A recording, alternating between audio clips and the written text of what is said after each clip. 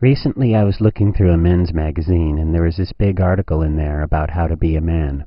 It said some stuff like real men don't drink white wine, that two men shouldn't ever share an umbrella, and that a real man should be able to close one eye, look at the position of the sun, and tell you what time of day it is.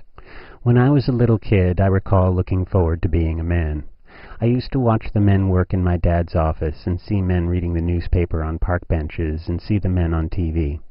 Men smelled like aftershave and wore neckties and drank black coffee out of styrofoam cups. Men worked on big important projects on big expensive computers and wrote big important books about big impressive subjects, and men were responsible and patriotic and interested in world events and would gallantly take control of everything if you ever fell off your bicycle.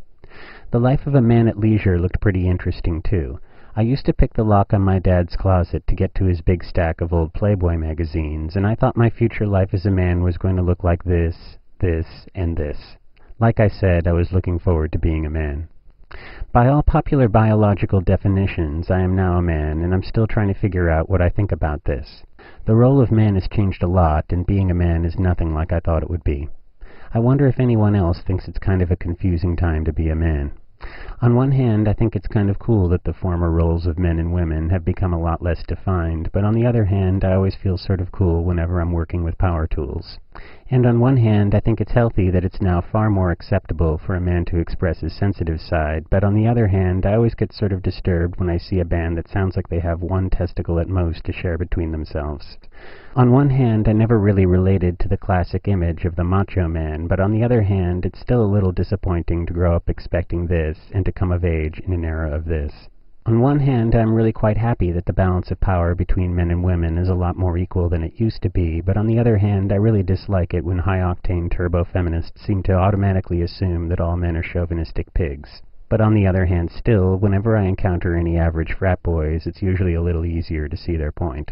I don't think I've heard anybody specifically griping about losing their sense of masculinity, but I do think it's kind of interesting that AskMen.com voted Don Draper as the most influential man of 2009.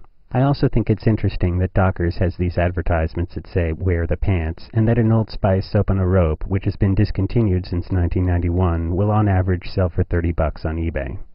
I don't know how seriously anyone would take an article called How to Be a Man, but Esquire certainly seems to think that a lot of men have forgotten. In the movies, the young boy goes on a great adventure, and this is his rites of passage to become a man. I wonder if I should have made more of an effort to go on a great adventure, because so far being a man doesn't feel much different than being an old kid. Anyway, that's what I think about this. Well, at least I'm pretty sure that's what I think about this. Actually, to tell you the truth, I have no idea what I think about this.